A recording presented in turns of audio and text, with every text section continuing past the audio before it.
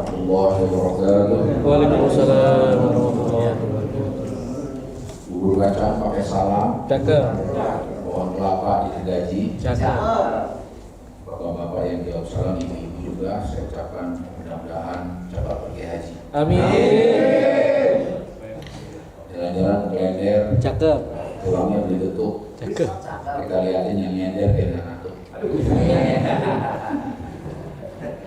Alhamdulillah rabbil alamin, wassalatu wassalamu ala asrofil anbiya'i wal mursalin wa ala alihi wa sahbihi ajma'in. Amma ba'd, fa ya ibadallah usikum wa iyyakum taqwallaha wa fazal muttaqun. Shadaqallahu azim wa sadaqa rasulun nabiyil karim wa ala zalika minasyahidin. Kajian kita siang ini insyaallah bertema intervensi korin dalam kehidupan manusia dalam rangka menjawab fenomena tentang kodam. Wah, sekarang lagi ramai Pak di kodam Pak. Di TikTok, itulah di media sosial lah. Ada lagi orang yang ngecek dirinya punya kodam apa tidak. Siang ini kita akan bahas apa itu kodam, apa itu korin. Kodam, korin itu apa? Kita bahas dulu satu persatu artinya ya. Apa itu kodam? Kodam itu artinya kalau dalam bahasa Jawa perewangan gitu. Rewang itu dalam arti kata membantu, ya. Kita minta dibantu, ya. Membantu pelayan yang berasal dari jin. Saya dulu pernah punya kodam Pak. Udah berhenti sekarang, tegak bantu. Ada dia nikah. Jadi pamit sama saya, sama istri saya pamit Pak Haji, saya pamit mau ini suami dari kodam juga sama, juga. Tapi yang kita mau bicarakan hari ini kodam dari jin Pak, dari jin, ya. Tapi jin juga kita punya di rumah kan, ya kan? Istri katanya ya. Jadi kodam itu artinya adalah berasal dari bahasa Arab. Artinya al-khadimun. Khadimun itu artinya pelayan. Saudi Arabia itu disebut dengan khadimul harmain, pelayan dua kota suci, Mekah dan Madinah. Khodam itu artinya pelayan yang berasal dari bangsa jin. Nah, ya. Tidak semua manusia memiliki khodam. Enggak semua manusia memiliki khodam, kecuali yang meminta. Kecuali yang minta, nanti kita terangkan. Kok bisa meminta? Bisa. Korin itu pendamping artinya. Kalau tadi pelayan, korin pendamping. Korin itu berasal dari jin dan malaikat. Yang berasal dari jin ada di sebelah kiri Pak. Yang berasal dari malaikat ada di sebelah kanan. Gitu kan? Nah, semua manusia itu pasti punya korin. Kita semua punya korin pasti. Tapi kalau khodam, enggak semua manusia punya khodam. Itu yang mesti kita makanya ada istilah pengen ngecek khodam gitu kan, ada apa kabar nih? Kalau korin nggak usah dicek, ada semua kita. Korin itu artinya sebangsa, kalau yang sebelah kanan ini mah apa? Berasal dari malaikat, yang sebelah kiri berasal dari tadi sholat ya Pak, sholat ya kan, sholat. Nggak semuanya khusyuk nih Pak. Ada yang ingat kemana-mana, ada yang ingat kemana gitu kan. Nah, itu korin yang sebelah kiri nih. Nah, di korin sebelah kiri nih. Nanti habis sholat pergi aja, nggak usah bergajian. Itu kata korin. Ada yang anak, jangan gajian aja lumayan. Gorengan.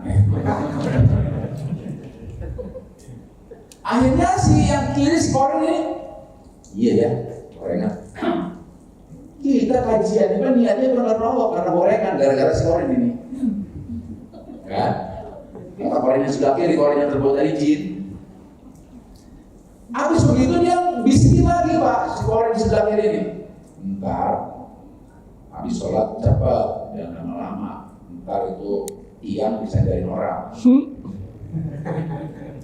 Saya setiap sadar nyadar. Kata yang kanan ini, kata yang kanan, jangan nanti ngantuk. Mendingan nyari yang nggak ada kesender, ke kaca aja biar nanti nggak nyender atau bergerak. Kata si korin yang sebelah kiri, ya udah, dekat aja pintu, biar gampang pulang.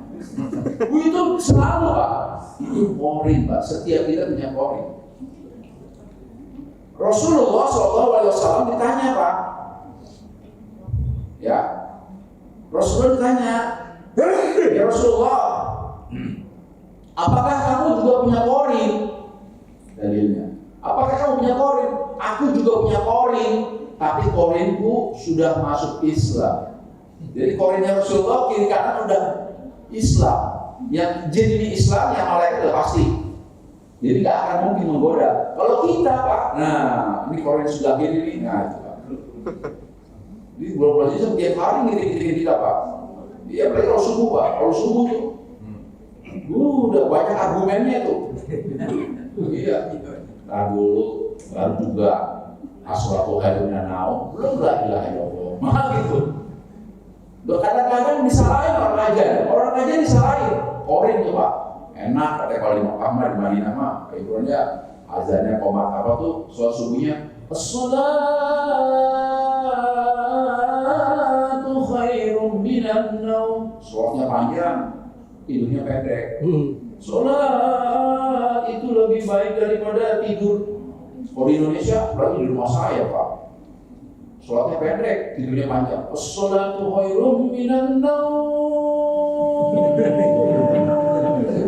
Sholat itu lebih baik daripada tidur. Tidurnya panjang.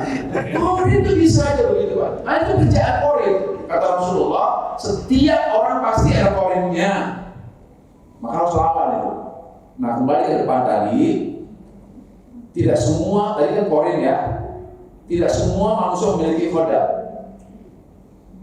Siapa yang memiliki kodam? Jin ayat 6. Wa annahu kana rijalu minal insi ya'uduna birrijali minal jin. Ada sebagai laki-laki minta bantuan kepada jin. Nah ini dia, minta bantuan kepada jin, padahal dia menipu tuh jin. Dan jin itu kalau diminta bantuan, nggak ada jin yang kalau diminta bantuan nggak mau membantu, nggak ada, pasti. Nah dibantu, tenang aja, nanti gue bantuin lo. Gitu. Jadi, nah ini buku panduannya Pak kalau mau punya jin. Barangkali yang mau punya kodam, ya nggak? Ini nih Pak, ini.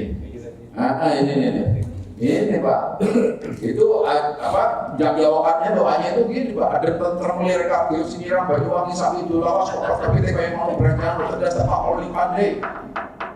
Itu. Jadi ini lemah ya. Kita primbon Jawa serbaguna dengan mistik Jawa. Di dalamnya ada panduan cara memiliki kodam. Sifat kodam itu seperti apa? Lihat. Innahu yarakum huwa waqiluhu min haitsu la tarawnahu. Mereka itu suka berbohong. Awalnya benar Pak. Awalnya bohong Pak. Berapa banyak di antara kita yang terperdaya, nggak percaya diri dia. Iya, banyak orang Pak. Yang kedua, tidak ada makan yang gratis. Nah, jadi amma innahu qad sadaqatu wa huwa qadid. Jadi kali ini, ini hadis ini ada asbabun nuzulnya. Ini Pak hadis ini. Yang saya tahu ya, satu ketika Abu Hurairah itu Pak disuruh oleh Rasulullah untuk menjaga gudang. Abu Hurairah sudah menjaga gudang. Wahai Abu Hurairah, malam ini kamu jangan tidur ya, kamu jaga gudang. Ya, jaga gudang. Soalnya supaya mencuri. Siap ya Rasulullah. Rasulullah pulang. Abu Jar jaga Pak, jaga malam Abu Jar.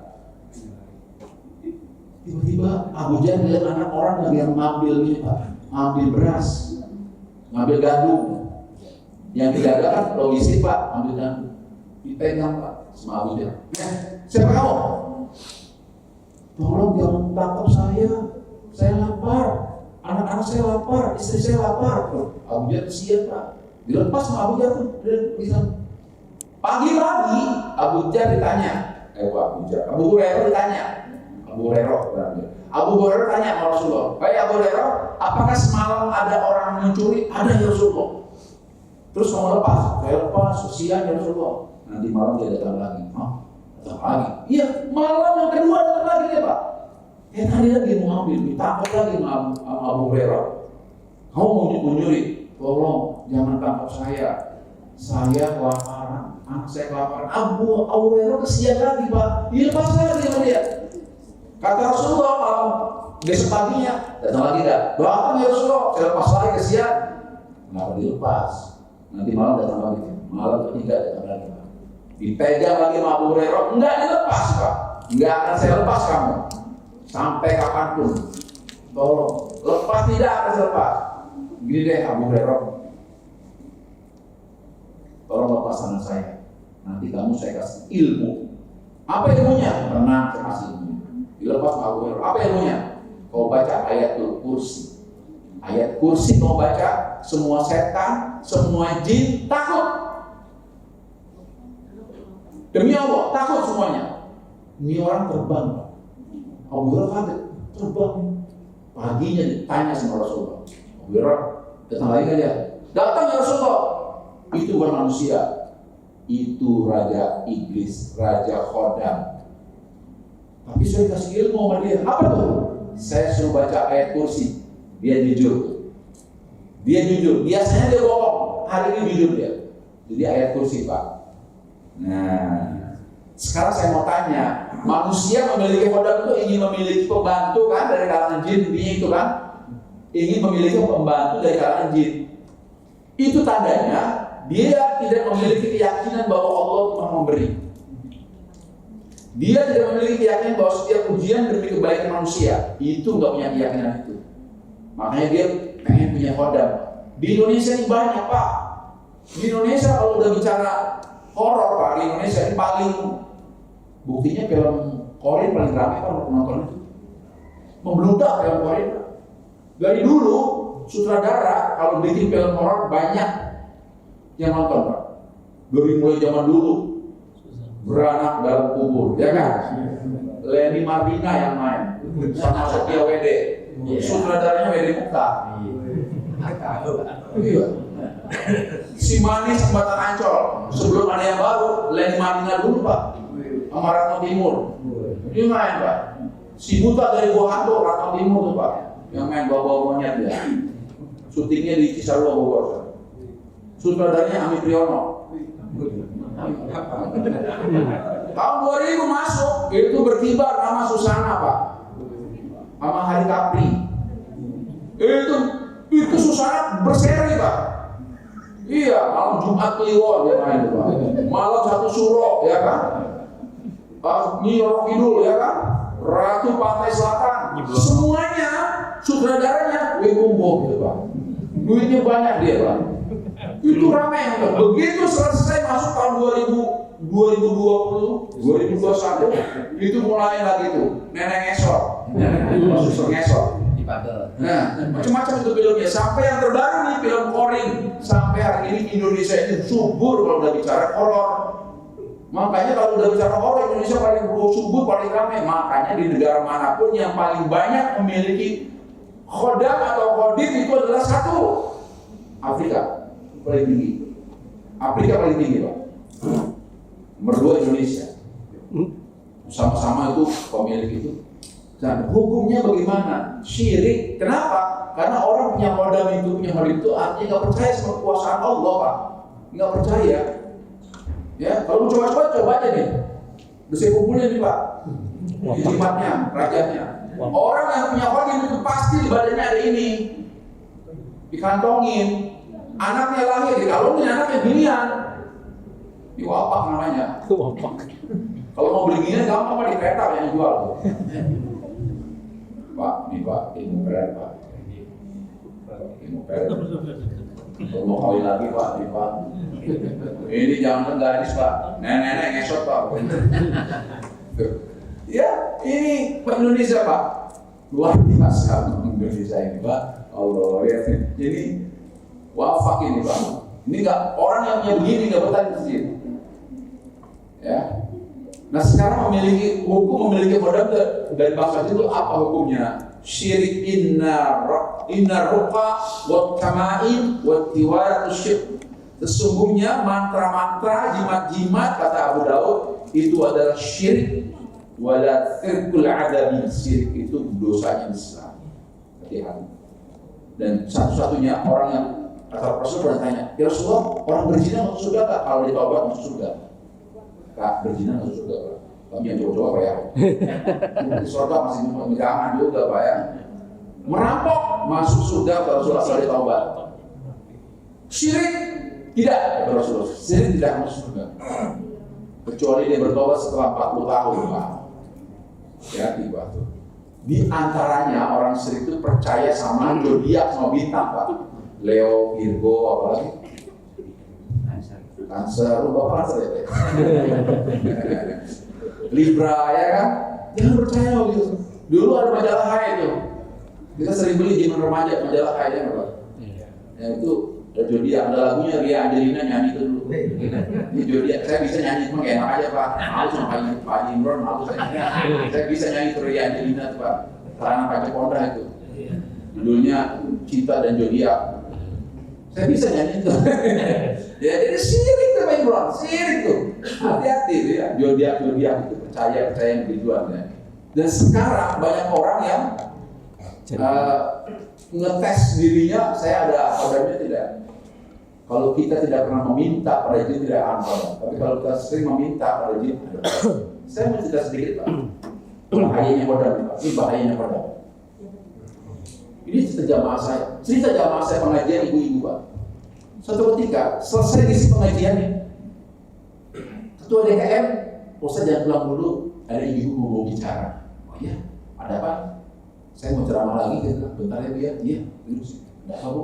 Begini Pak Ustaz. Suami saya itu kerja di galangan kapal Pak Ustaz.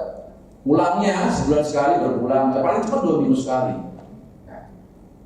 Terus satu malam saya kaget Pak Ustaz. Nah, ya. Suami saya itu baru pulang Pak Ustaz, saya juga ngantar saya ke bandara, pergi ke daerah Papua sana, ada galangan kapal di sana. Sampai rumah 1-2 hari kok suami saya pulang lagi, tengah malam pulang. Mas pulang lagi? Ya aku kangen sama kamu. Ya namanya kangen Pak Ustaz. Laki saya bilang ini hari Jumat ada Ustaz pakai jubah. Kalau hari mau kiamat cinta tidak berubah. Terus saya jawab aja, saya tentang kasih murah. Saya tentang murah. Maka mainlah saya Pak Ustaz. Malam itu dia malam main itu hebat luar biasa. Dia menggauli saya dengan sangat nafsunya, dengan luar biasa. Terus malam itu juga dia pulang kok. Pulang. Nggak lama suami saya telepon. Mas, si Dede udah ini pulang tuh. Bangun nggak bangunin tuh, mau udah mau subuh lah. Mas di mana? Ya saya di Botak. Loh tadi yang datang siapa? Paham nggak? Saya cerita Pak. Paham Pak ya? Ya bener Pak, paham Pak. Pahamnya ini. Saya nangis Pak Ustaz. Tadi yang datang siapa? Ibu nggak salah, itu suami saya Pak Ustaz. Baunya suami saya. Saya tahu bau keteknya suami saya. Kan beda Pak, kalau bau ketek orang sama bau ketek suami ya Bu ya, beda. Biar kata orang nggak sedap juga kita sedap itu.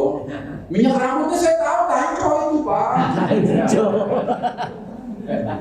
Dia kalau pakai kapung sedih Pak, saya tahu Pak itu Pak. Dan hari itu bajunya itu. Dan dia pun bicaranya juga sih bicaranya, tapi kok begitu. Ini suami saya kok buru-buru juga pulangnya, buru-buru pulangnya, malam itu juga pulang kok. Gimana ceritanya? Ya, nggak lama kok. Bapak teleponnya siapa? Loh, bingung Pak. Konon kabarnya suaminya punya kodam, dan yang datang itu kodam yang harus bilang hati-hati. Saya bilang jin tidak bisa menyetujui manusia banyak. Hati-hati. Hei, bapak-bapak yang punya kodam, awas. Segera keluar itu ya. Segera diruqyah itu ya. Hati-hati itu. Nah, kalau merasa ya kayak syirik. Hati-hati ya. Nah, orang yang punya kodam itu adalah yang minta bantuan tadi saya katakan. Kalau tidak minta bantuan, tidak punya kodam. saya bisa lihat ya Pak, ini orang yang punya wadah apa enggak gitu ya. Yang badannya agak-agak kurus itu biasanya nggak punya wadah gitu biasanya. Maksudnya nggak bisa bantu, kalau dia capek di rumahnya. Kurus. Maksudnya capek di rumahnya tuh. Pulang kerja nyuci. Kalau yang subur-subur kayak saya begini, ya pasti punya wadah di rumah. Ya, dia subur no. Kagak. Ya, jadi, sekarang saya ingin kasih tahu Pak, kita orang Islam nggak perlu punya wadah, nggak perlu, syirik. Terus gimana Pak Ustaz? Saya cerita lagi Pak. Ada seorang mahasiswi Pak, mahasiswi Indonesia Pak, sekolah di Kanada. Karena uang kuliah beasiswanya nggak terlalu besar, maka dia cari kos-kosan yang murah Pak. Di mana kos-kosan yang murah? Iya biasanya di lorong-lorong gitu. Di Kanada itu ada dari lorong-lorong. Cuma lorong itu rada kriminal Pak. Kalau lewat situ banyak orang kulit hitam itu mabuk kalau malam. Namanya ini mahasiswi ini Mbak Nita. Cerita sama saya. Ada apa Mbak Nita? Saya cerita Ustaz, saya mau cerita barangkali jadi inspirasi Ustaz kalau ceramah di mana-mana. Ya kenapa? Satu hari Ustaz, pulang kuliah saya udah malam memang. Pulang kuliah jam 7-an. Saya sholat isya di masjid di Kanada Pak, di Amerika. Terus saya sholat isya, udah kajian. Saya ikutin kajian Ustaz, asik sekali kajian umahat perempuan. Tiba-tiba udah jam 10 aja, udah jam 10 saya harus pulang.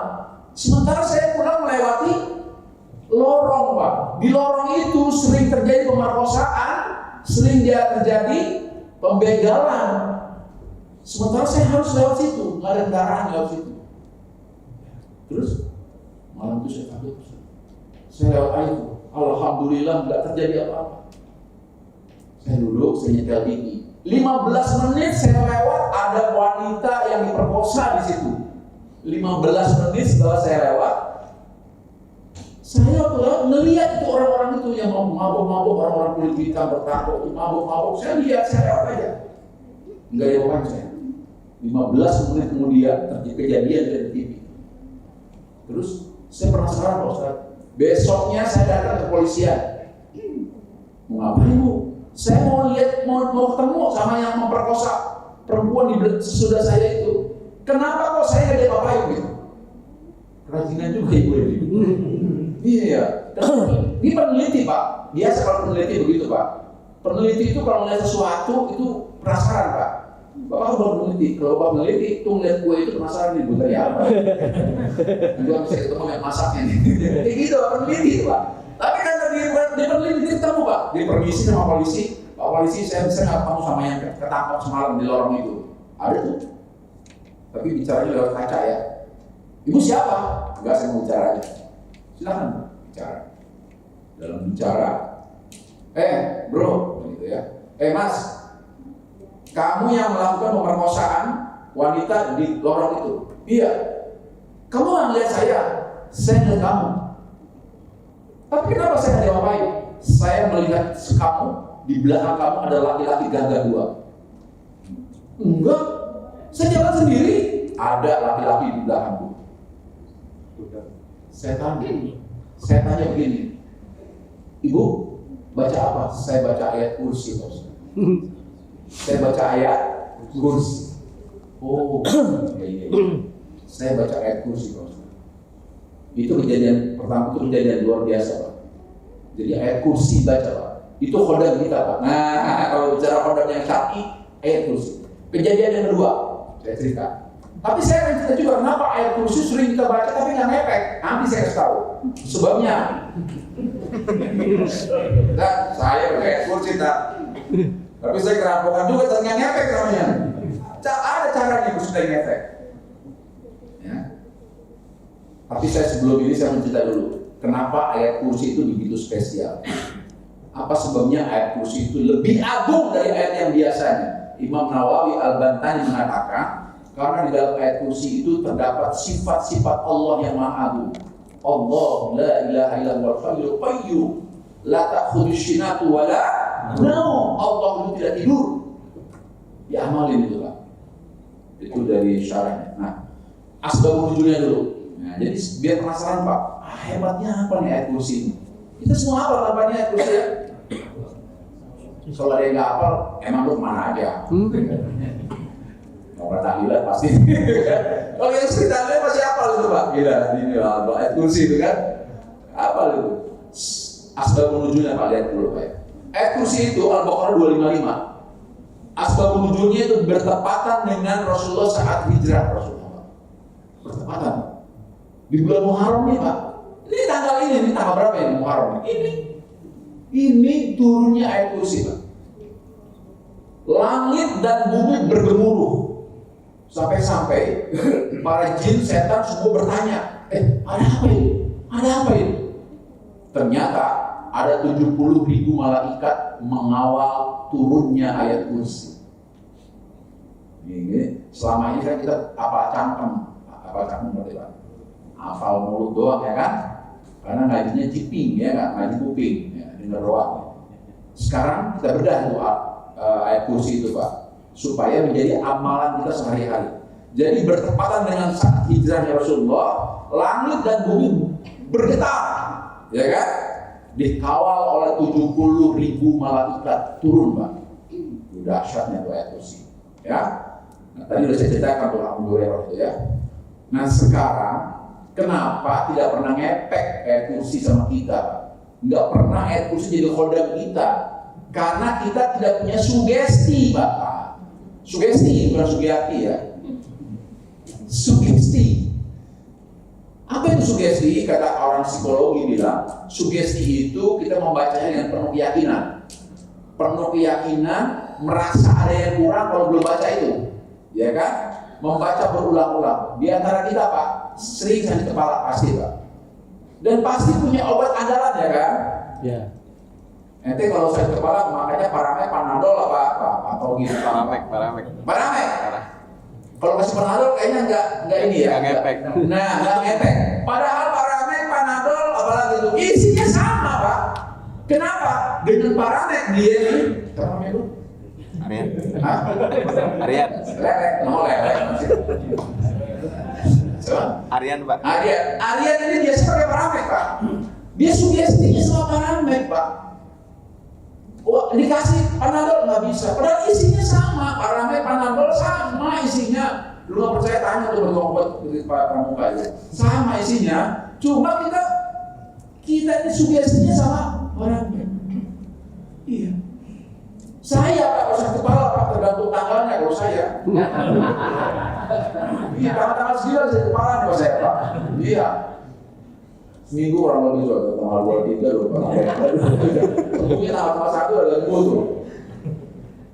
Kalau lihat yang merah-merah baru sembuh gitu ya. Itu juga termasuk sugesti. Jadi membaca ayat kursi itu perlu sugesti Pak. Jangan sekedar ngomong aja kan, perlu sugesti. Allahu la ilaha illa huwal hayyul qayyum. Ya Allah, Engkau Maha hidup. Engkau tidak ada yang mematikan Engkau. Wala naum, Engkau tidak tidur ya Allah. Man dzalladzi yashfa'u indahu illa bi'izni. Semuanya datang karena izin kamu ya Allah. Begitu. Itu sugesti Pak. Jadi bacakan ayat kursi supaya ngefek. Itu harus sugesti. Kalau nggak baca, ada yang kurang. Saya harus baca, belum baca ayat kursi saya. Kata Rasulullah kapan baca ayat kursi? Nanti kita cek Pak, kenapa ayat kursi saya kok nggak ngefek? Sebabnya itu adalah syirik Pak. Sama ayat kursi kita baca, tapi kita masih percaya sama mama mimpi buruk, mimpi dikejar-kejar kuntilanak. Yang paling capek mimpi dikejar-kejar orang gila Pak. Apa katanya? Makanya kalau yang bermimpi. Iya. Kita masih percaya sama seperti itu, maka ayat kursi nggak ngefek. Kita masih percaya sama zodiak, ayat kursi nggak ngefek. Kita masih percaya sama kalau minum tuh tiba-tiba gelas jatuh, udah apa ya? Nggak ngefek ayat kursi kita. Ayat kursi itu harus menjadi sesuatu yang luar biasa. Bismillah, saya mau pergi pakai ayat kursi dulu. Ya, tidak yakin, seuzon kepada Allah, seolah-olah Allah menurunkan ayat kursi sia-sia. Enggak, buat kita ayat kursi. Apa kata Rasulullah? 3 waktu paling mustajab membaca ayat kursi. Yang pertama, membaca ayat kursi pagi dan petang. baca ayat kursi. Pagi, barang siapa yang membaca pagi, dia akan diselamatkan sampai petang. Siapa yang membaca di waktu sore, waktu petang, dia akan diselamatkan sampai pagi-paginya. Jadi jangan nggak pernah baca ayat kursi, Pak. Kalau bicara, sering tanya, Ustaz, kita ini kan nggak boleh punya kodam, nggak boleh syirik. Terus kodam kita apa? Ayat kursi. Dalilnya jelas, Pak. Dalilnya jelas, baca ayat kursi. Ya, lagi nggak punya duit, baca ayat kursi. Minimal tenang, Pak, minimal tenang. Ya nggak buru-buru langsung tebel, enggak. Ada cerita pas sedikit. Kiai Haji Hasan Basri. Kiai Haji Hasan Basri, Ketua Majelis Ulama Indonesia. Bapaknya, mertuanya Bapak Fahmi Idris. Kakeknya Ibu Fahira Idris. Nah, itu Kiai Hasan Basri, Pak. Beliau cerita di dalam bukunya. Satu ketika, Ba'da Isya dia mau berangkat bawa mobil, Pak, mau ceramah ke sebuah kampung di mana masih Kalimantan dia. Tiba-tiba bannya gembes, bannya kempes, Pak, yang sebelah kiri. Ya, kempes, Pak. Di tengah hutan, Pak, di pinggir hutan, Pak. Udah, dia turun, dia buka, waduh, dompet ketinggalan. Lihat jam, udah masuk jam 10, jam 11 malam. Udah, nunggu pagi. Dia duduk, Pak, di belakang setir sambil baca ayat kursi. Tiba-tiba itu mobilnya seperti ada yang mendongkrak, Pak. Ger. Dia cerita, saya nggak berhenti baca ayat kursi. Allah la ilaha illallah. Pernah ada hadisnya, barang siapa yang membaca ayat kursi dari keluar dan kesulitan. Tiba-tiba ada yang naik, ger. Tanpa pikir panjang, Kiai Hasan Basri turun dari mobilnya, Pak. Dia ngambil senter, ban serep sama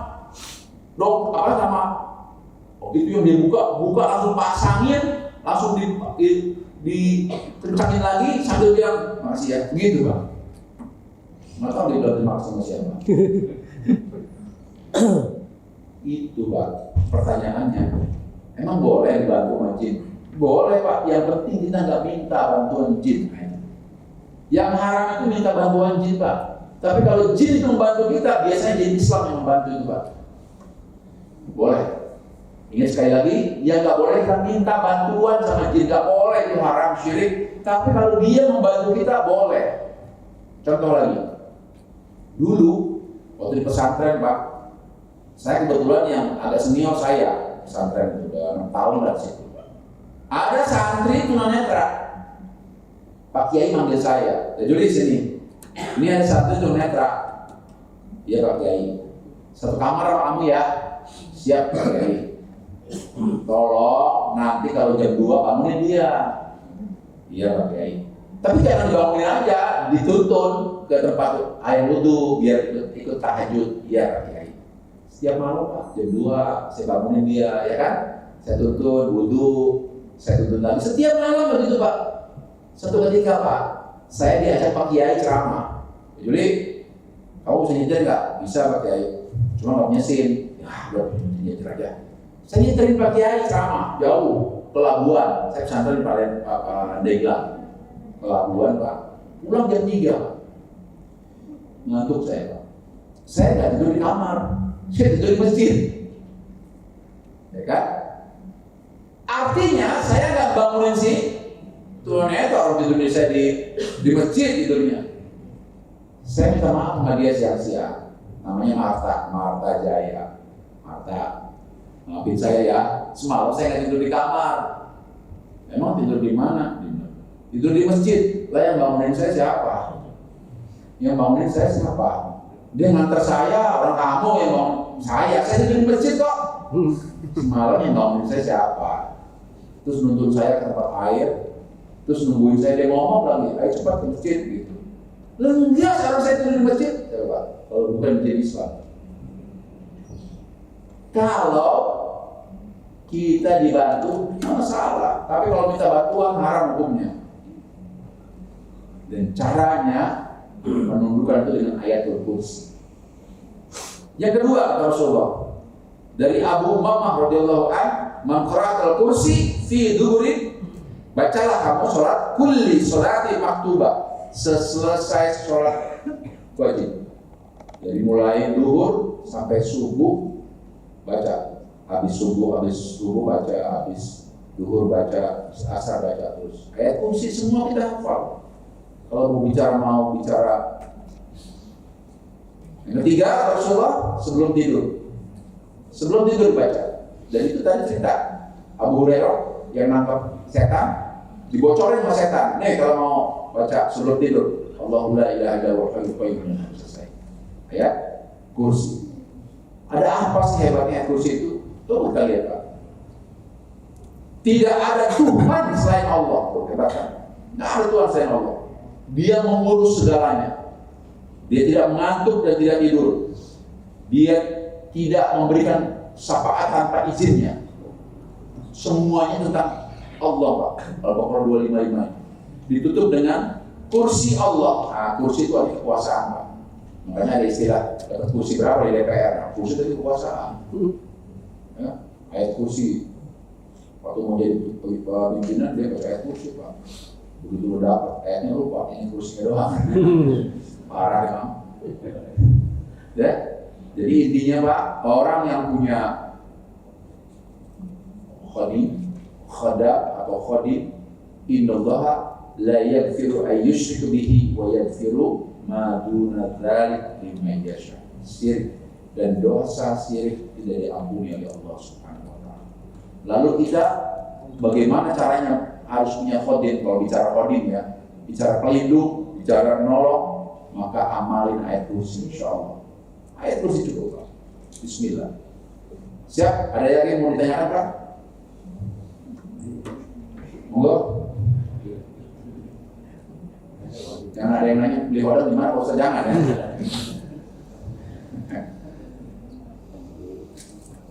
Udah paham ya? Jadi perbedaan antara khodam dan qorin itu, kalau khodam tidak semua manusia memiliki khodam atau qorin, tapi qorin kita semua miliki. Qorin itu ada qorin yang baik, ada qorin yang buruk. Qorin yang baik itu menyuruh kita untuk beriman pada Allah. Buruk ya tentu menyuruh kita untuk bermaksiat. Terakhir saya mau cerita. Kan pertanyaannya gini Pak Ustaz, qorin dari kapan dan sampai kapan? Qorin itu Pak, ketika kita lahir, maka qorin buruk itu udah ada di samping kiri kita. Bayi-bayi kalau tengah malam nangis itu qorinnya apa yang gangguin. Makanya segera bacakan ayat kursi. Bayi-bayi itu Pak, nangis malam itu qorinnya. Sampai kapan Pak Ustaz qorin itu? Sampai sakratul maut kita. Saya cerita sedikit. Ada imam mazhab namanya Imam Hambali. Imam Hambali itu wafat pada usia 87 tahun. Ketika dia sakratul maut, tangannya dipegang oleh anaknya namanya Abdullah. Abi, katakan la ilaha illallah. Pergi kau. Gitu Pak. Abi, katakan la ilaha illallah. Tidak, pergi kau. Abi, katakan la ilaha illallah. Tidak, pergi kau. Kaget anaknya. Bapak gue ulama, kenapa dibaca surah la ilaha illallah? Kok dia ngusir gue? Kenapa nih ya? Jadi qadarullah Pak. Beberapa menit kemudian Imam Hambal bangun istighfar, astagfirullahaladzim. Abi, Allah, capek dia, seperti capek dia. Ada apa Abi? Tadi aku mengajakmu untuk mengatakan la ilaha illallah. Kenapa kau mengusirku? Begini. Sesungguhnya qorin jahatku, nah kata Imam Hambali, qorin jahat itu datang dalam bentuk ibuku. Dalam bentuk ibuku, dan dia berkata, Hambali, sesungguhnya agama yang benar bukan Islam. Agama yang benar adalah agama Nasrani dan Yahudi. Kau boleh masuk agama dua itu. Katakan cepat sekarang, sebelum kau pindah alam. Aku bilang, tidak, pergi kau. Yang kedua, qorin jahat dalam bentuk ayahku. Perkataannya sama. Wahai Hambali, anakku sayang, ayah sudah ketemu sama Allah. Ayah sudah dari alam barzah. Percayalah, agama yang Islam, agama yang benar itu agama Yahudi dan Nasrani, bukan agama Islam. Kembali cepat, ubah agamamu, mumpung kau masih di dunia. Tidak, pergi kau. Yang ketiga, mereka datang berdua sambil berkata, pindahlah. Aku sudah tahu mana yang agama yang benar. Aku bilang tidak. Jadi penelitian di Amerika, orang-orang yang mati suri itu, ketika dia tersadar, apa yang pertama dijumpai? Dia dijumpai oleh kedua orang tuanya yang sudah meninggal. Jadi korin itu Pak datang dalam bentuk kedua orang tuanya yang meninggal. Sementara korin yang baik sebelah kanan itu korin yang membisikkan kepada kita. Ya. Tapi di dalam Al-Quran nanti ada kalimat sesungguhnya korin itu Pak. Nih kalau korinnya orang-orang yang beriman kayak kita nih Pak, kita meninggal ya kan, itu korin kita Pak kembali Pak. Dan disuruh dibully dia Pak, dibully, diusir, disiksa, dianggap tidak sukses. Tapi kalau korinnya Lukman Sardi Pak, pernah dengar Lukman Sardi? Beda agama, dapat piala ya Pak. Nih korin yang cakep ini katanya, nih teladan ini, gitu Pak. Ya, Susana sama Pak, Yani Surahman sama. Orang-orang yang pindah agama, Ustaz apa semua saya kan sufi Pak, suka film. Saya hafal majalah majalah, waduh sering saya baca semua itu. Apa itu yang dibilang Allah SWT? Jadi korin itu ada pada setiap manusia, tapi khodim tidak kecuali dia meminta. Kalau meminta hukumnya haram, tapi kalau kita enggak ngapa-ngapain tapi ditolong, itu dibolehkan. Contohnya ketika ayat ini turun Pak, ayat kursi ini turun, orang-orang kafir itu melihat umat Islam yang hijrah itu seperti ada naungannya di atas kepala. Dahsyat.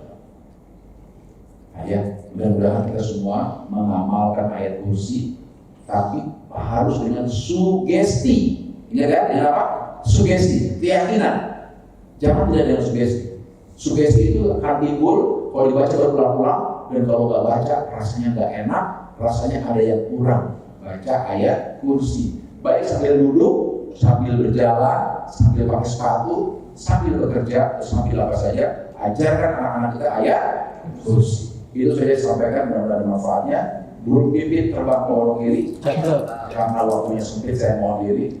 Buah nanas, buah mengkudu, buah alpukat, itu nama buah-buahan. Karena kalau seger-seger begitu buah-buahan. Assalamualaikum warahmatullahi wabarakatuh. Waalaikumsalam.